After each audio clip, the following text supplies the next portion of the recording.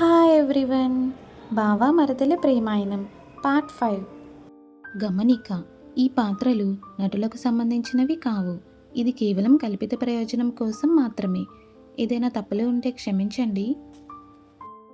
అదే సమయంలో తలుపు దగ్గర నిలబడి ఉన్న శివ, రుద్ర ఇద్దరూ ఆ దృశ్యాన్ని గమనించారు. ఇద్దరూ ఒకరినొకరు చూసుకున్నారు. కొద్దిసేపటి క్రితమే లక్కీ బాధతో ఏడుస్తోంది. కానీ ఇప్పుడు మహా ఏదో మాయ చేసినట్లుగా నవ్వుతోంది. శివ చిన్నగా నవ్వుతూ, మహా ఏదో మాయ చేసిందని నాకు ముందే తెలుసు అని అన్నాడు. అంటూ ఇద్దరూ గదిలోకి అడుగుపెట్టారు. రుద్ర వాళ్ళిద్దరినీ చూసి, ఇంతకీ మీరిద్దరూ దేని గురించి నవ్వుతున్నారు అని అడుగుతాడు. మహా, లక్కీ ఒకరినొకరు చూసుకున్నారు. ఆ తరువాత ఇద్దరూ ఒకేసారి ఇది అమ్మాయిల రహస్యం అని అంటారు. అలా అని ఇద్దరూ నవ్వుకుంటారు. శివ వెంటనే ముఖం చిట్లించి, ఓయ్ నన్ను మర్చిపోయావా? నేను నీ ఫ్రెండ్ని కదా మహా అని అంటాడు. మహా అతన్ని పైనుంచి కిందకు చూసి, కానీ నువ్వు అబ్బాయివి కదా అని అంటుంది. అయితే అని అడుగుతాడు శివ. అయితే అమ్మాయిల రహస్యం నీకు చెప్పం అంటూ మహా, లక్కీ మళ్ళీ నవ్వుకుంటారు. శివ తల పట్టుకున్నాడు. అబ్బా, ఈ ఇద్దరితో నాకు ఎప్పుడూ ఇదే బాధ అని అంటాడు. రుద్ర మాత్రం వాళ్ళ అల్లరిని చూస్తూ చిన్నగా నవ్వుతాడు. లక్కీ ఇప్పుడు పూర్తిగా కుదుట పడిందని అతనికి కూడా అర్థమైంది. కొద్దిసేపటి తర్వాత మహా తన ఇంటికి బయలుదేరింది. లక్కీ, నేను వెళ్తున్నా, రేపు కలుద్దాం అంటూ బయటకు నడిచింది. ఆమె ఇంటి వైపు నడుస్తూ ఉండగా అకస్మాత్తుగా ఎవరో తన మణికట్టును పట్టుకున్నారు. మహా ఒక్కసారిగా ఆగిపోయింది. ఎవరది అని అడిగి ఆశ్చర్యంగా వెనక్కి తిరుగుతుంది. మహా తిరిగి చూసేసరికి అక్కడ ఉన్నది మరెవరో కాదు, రుద్ర. బావా అని మహా మెల్లగా పిలుస్తుంది. రుద్ర ఆమె మణికట్టుకుని పట్టుకున్న వెంటనే ఆమె అదుపు తప్పి అతని ఛాతీపై వాలిపోతుంది. మహా గుండె వేగంగా కొట్టుకోవడం మొదలవుతుంది. శ్వాస కూడా కాస్త అస్థిరంగా మారింది. కానీ మహా మాత్రం తల పైకెత్తకుండా నేలవైపే చూస్తూ నిలబడిపోయింది. రుద్ర ఆలోచనలు: ఈ నేల అంత అందంగా ఉందా? రుద్ర మహా చిన్న ముఖాన్ని, పొడవాటి కనురెప్పలను చూస్తూ మౌనంగా ఉండిపోయాడు. నేను అంత అందంగా కనిపించడం లేదా అని అతను అనుకుంటాడు. మహా వెంటనే కాదన్నట్లుగా తల అడ్డంగా ఊపుతుంది. అయితే నా వైపు ఎందుకు చూడడం లేదు అని రుద్ర మళ్ళీ అడుగుతాడు. మహా నెమ్మదిగా కనురెప్పలను పైకెత్తి ఆమె చూపు రుద్ర గోధుమ రంగు కళ్ళను తాకుతుంది. ఒక్క క్షణం ఇద్దరూ ఒకరినొకరును చూస్తూ అలాగే ఉండిపోయారు. ఆ నిశ్శబ్దంలో వాళ్ళిద్దరికీ తమ గుండె చప్పుళ్ళు మాత్రమే వినిపిస్తున్నట్లుగా అనిపించింది. కొద్దిసేపటి తర్వాత రుద్ర మెల్లగా ఇలా అన్నాడు, క్షమించు మహా అని. మహా అయోమయంగా కనుబొమ్మలు ముడిచింది. ఎందుకు అన్నట్లుగా అతని వైపు చూసింది. నిన్ను ఎప్పుడూ ఆట పట్టిస్తుంటాను కదా, కానీ నిజంగా నిన్ను బాధ పెట్టాలని మాత్రం ఎప్పుడూ అనుకోలేదు. అది మాత్రం నమ్ము అని అంటాడు రుద్ర. మహా చిన్నగా బొంగమూతి పెట్టి పర్వాలేదు అని అంటుంది. ఆమె అలా బొంగమూతి పెట్టడం చూసి రుద్రకు ఆమె మరింత ముద్దుగా అనిపించింది. రుద్ర ఆమె బుగ్గను మెల్లగా లాగుతాడు. బావా అని మహా వెంటనే అతని చేతిని దూరంగా చేస్తూ, నా బుగ్గలు లాగకు, ఎవరైనా నా బుగ్గలు లాగితే నాకస్సలు నచ్చదు అని అంటుంది కోపంగా. మహా కోపంగా ఉన్న ముఖాన్ని చూసిన రుద్రకు నవ్వు వస్తుంది. అతను ముసిముసిగా నవ్వుతూ, సరే అయితే నీ బుగ్గలు లాగను అని చెప్పి ఒక్కసారిగా మహా ముక్కును పట్టుకుంటాడు రుద్ర. బావా అని మహా మళ్ళీ అతని చేతిని తొలగించడానికి ప్రయత్నిస్తుంది. రుద్ర మహా ముఖాన్ని చూస్తూ నవ్వుతాడు. మహా, ఆ ముఖం అలా పెట్టకు, నువ్విలా చేస్తే నేనేం చేస్తానో నాకే తెలియదు అని అంటాడు రుద్ర. నువ్వేం చేస్తావు అని మహా అంతరాత్మ వెంటనే వెక్కిరించింది. ఏమీ చేయను, నువ్వెందుకు ఎప్పుడూ నా మాటకు అడ్డుపడతావు అని మహా తనలో తానే సమాధానం చెప్పుకుంది. బావా అని మెల్లగా పిలిచింది మహా. అయితే ధన్యవాదాలు. రుద్ర ఆమె చేతులను తన చేతుల్లోకి తీసుకున్నాడు. దేనికి అని అడుగుతుంది మహా. లక్కీతో ఉండి ఆమెను జాగ్రత్తగా చూసుకున్నందుకు, ఆమె జరిగిన విషయాన్ని కాస్త మర్చిపోయేలా చేశావు కదా, అందుకు అని చెప్తాడు రుద్ర. మహా వెంటనే తల ఊపుతూ, దానికి ధన్యవాదాలు చెప్పాల్సిన అవసరం లేదు బావా. లక్కీ నా స్నేహితురాలు, నా స్నేహితురాలి కోసం నేనేదైనా చేస్తాను అని అంటుంది మహా. మహా మాటలు వింటూ రుద్ర ఆమె వైపు భావోద్వేగంతో చూశాడు. కానీ ఆ భావాలను తన ముఖంలో మాత్రం కనిపించనివ్వలేదు.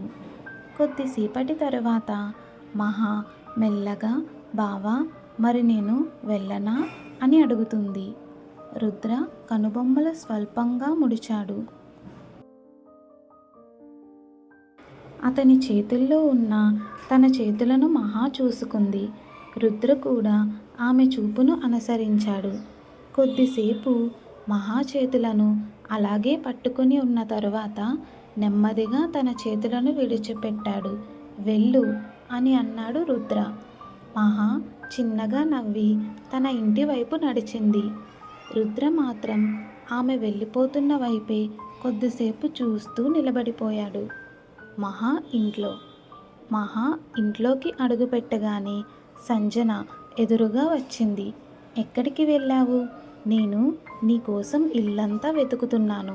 నేను ఎంత కంగారు పడ్డానో తెలుసా అని అడుగుతుంది మహా తల్లి సంజన. మహా నవ్వుతూ, అమ్మా నీకు తెలుసు కదా నేను ఇక్కడ లేకపోతే సీత అత్తయ్య ఇంట్లో ఉంటానని. సంజన కోపంగా చూసి, అది నాకు తెలుసు, కానీ ఇంత రాత్రి అక్కడికి ఎందుకు వెళ్ళావు? రోజు రోజుకి నా మాట అస్సలు వినడం లేదు నువ్వు అని అంటుంది సంజన. అమ్మా అమ్మా అది అలా కాదు అంటూ మహా ఆమె చేతిని పట్టుకుంది. తెలుసా, మన లక్కీ నాకు ఫోన్ చేసి తనకు నా సహాయం కావాలని చెప్పింది. అందుకే నేను అక్కడికి వెళ్ళాను అని చెప్తుంది మహా. సంజన ముఖంలో వెంటనే ఆందోళన కనిపిస్తుంది. లక్కీకి ఏం జరిగింది అని అడుగుతుంది. మహా వెంటనే విషయం మార్చాలని చూసింది. అదేం లేదు అమ్మా, ఇప్పుడు అంతా బాగానే ఉంది. లక్కీకి జరిగిన విషయం చెప్పి తన తల్లిదండ్రులను మరింత ఆందోళనకి గురి చేయడం మహాకు అస్సలు ఇష్టం లేదు. సరే కానీ నువ్వు ఎక్కడికి వెళ్తున్నావో నాకు ఒక్క మాట చెప్పాలి కదా అని అంటుంది సంజన. మహా చిన్నగా ముఖం చిట్లించి సారీ అన్నాను కదమ్మా అని అంటుంది. అదే సమయంలో రఘు వంటగదిలోకి వచ్చాడు. సంజు, ఇక్కడ ఏం జరుగుతుంది అని అడుగుతాడు మహా తండ్రి. సంజన వెంటనే, మీ కూతురిని చూడండి. ఈ సమయంలో సీత ఇంటికి వెళ్ళి వచ్చింది.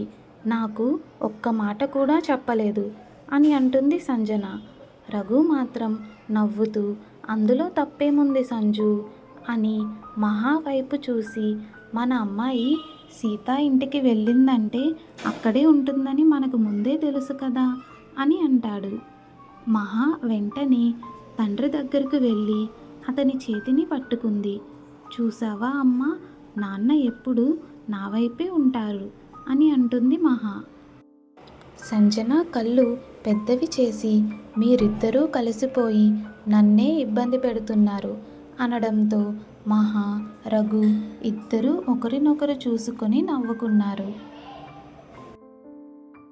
ఆ రోజు రాత్రి మహా వెంటనే రఘు దగ్గరకు వెళ్ళి అతన్ని గట్టిగా కౌగిలించుకుంది.